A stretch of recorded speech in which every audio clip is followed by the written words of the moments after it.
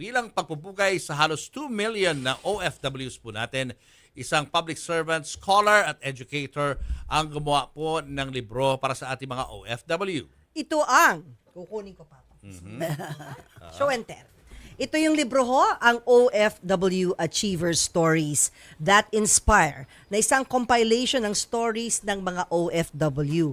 Compilation to ng mga pagsubok, tagumpay ng ating mga kababayan na nag-ibang bansa. At makakasama na natin mismo ang author ng naturang libro. Siya ay ang dating OWA Administrator at former POEA Deputy Administrator na si Dr. Carmelita Dimson. Hi!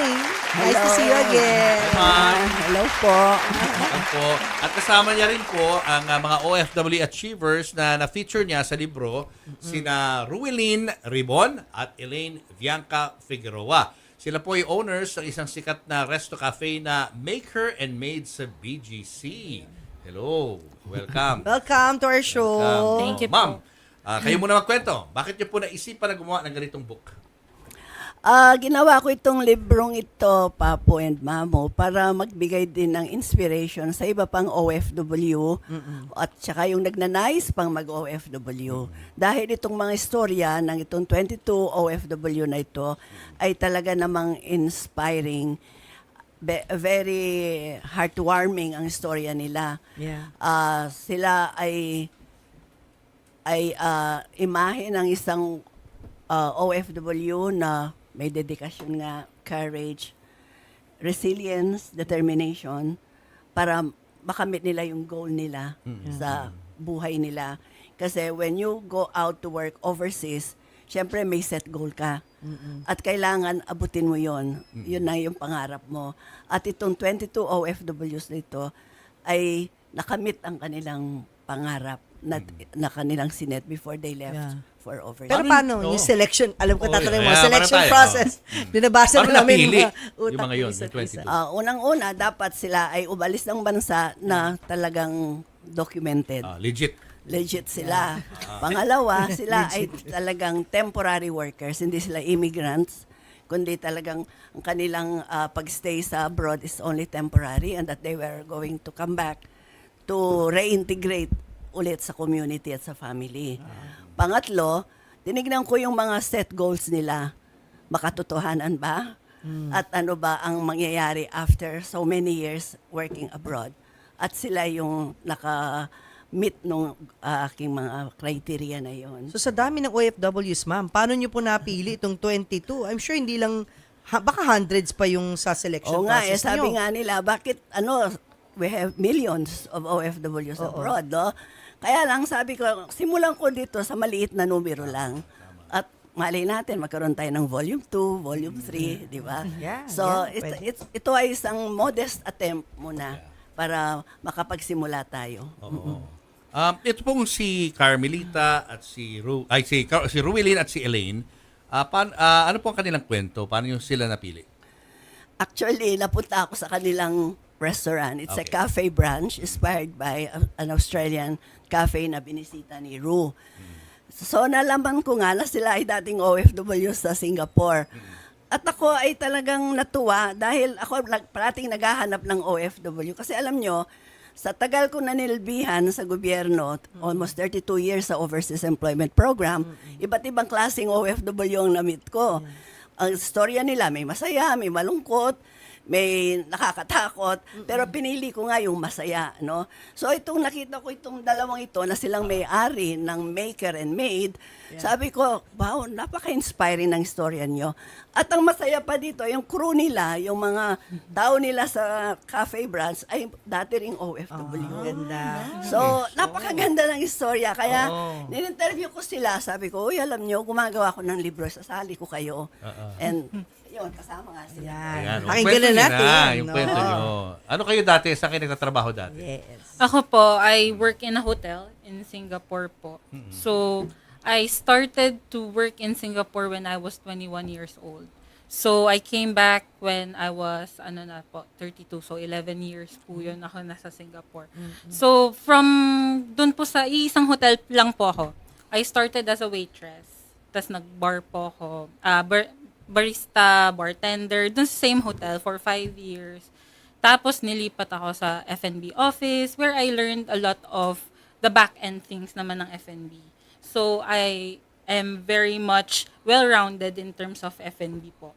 So I have the front end and then the back end.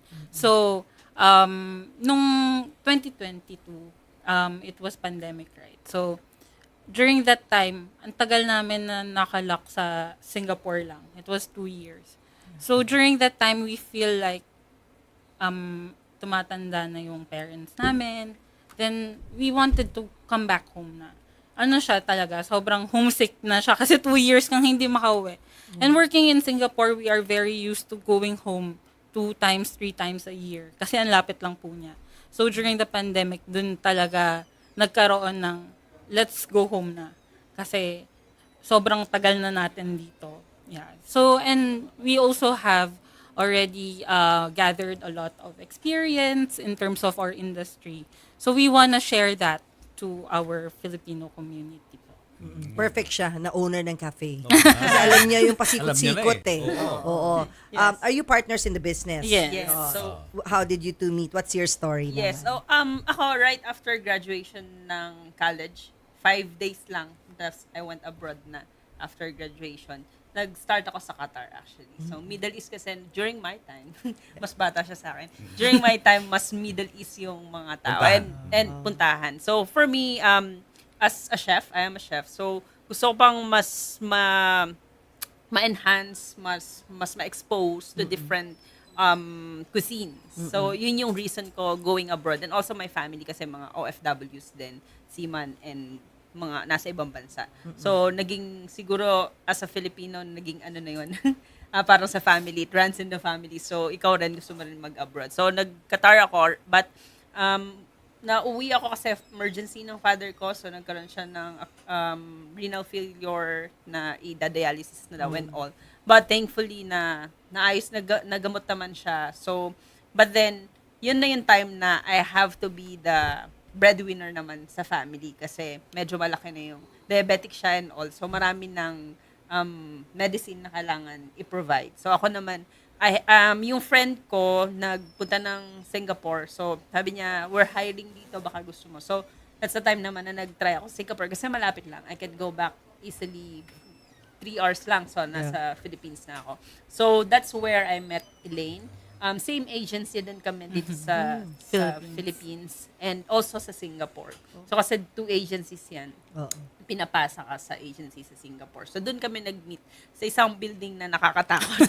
Horror story. Horror pala ito. story. Horror Kasi story yan. gigibay na yung building sa Singapore kasi pag luma na yung building, may time sila, gigibay na yon. So, new building na dapat. So, doon muna kami nilagay ng agency, then hahanap kami ng lilipatan namin. So, that's where we met. Nandun yung Filipino tayo, kabayan tayo, let's be together, ganyan. So, that's where we met. And then, ako, nag-transfer ako ng different company, unlike her, siya sa isang company. Pero, I was able to be honed sa isang Australian restaurant sa Singapore and Australian din yung boss ko. So I was able to, that's why we opened an Australian-inspired restaurant cafe, which is Maker and Made sa BGC. Because medyo na-familiarize ako doon. I was able to go back and forth from Singapore to Australia para mas ma-expose on their culture and the food na meron sila. So that's why with her expertise sa hospitality industry, sa service side, and ako naman sa food, sa back of the house, front of the house, I think it's a perfect combination. So that's like what she said during the pandemic. Na-realize ko to nung nagkaroon ako ng COVID, na nasa hotel ka lang, parang nisip mo. Then I called my mom, sabi niya, matanda na ako, hindi ka pa umuwi. I think it's time. So, doon nag-spark, sabi ko, siguro nga, it's time to go home. And also, before naman ako mag-abroad, it's in my mind to go back home and open my own. So, I called a chef na executive sous chef namin and head baker namin. So, sa Singapore, and I said, meron akong project, do you want to go back home na sa Singapore? Sa Philippines. And he said yes. Immediately, like, Gusto na rin sige, pala usap mo. tayo, kita tayo. Sabi ko, sige, paglabas ko dito sa quarantine, meet tayo. So, yun, kasama rin namin siyang bumalik. And also, another friend na galing din sa Singapore and Hong Kong. So, bumalik din. Nandito na siya sa Philippines, and then we were able to open the company or Maker and Made together with these people. Wow. Ayun, and we are very grateful na we are one of the chosen one ni Yes. Ma'am ni Admin. Kasi siya yung parang para pakita sa mga tao na hindi lang kung ano yung nakikita nyo sa social media na pinopost na magagandang lugar sa ibang bansa. Ang talagang, may totoo talagang sakripisyo at paghihirap na nangyayari bilang OFW. Lalo na yung emotional strength mo doon.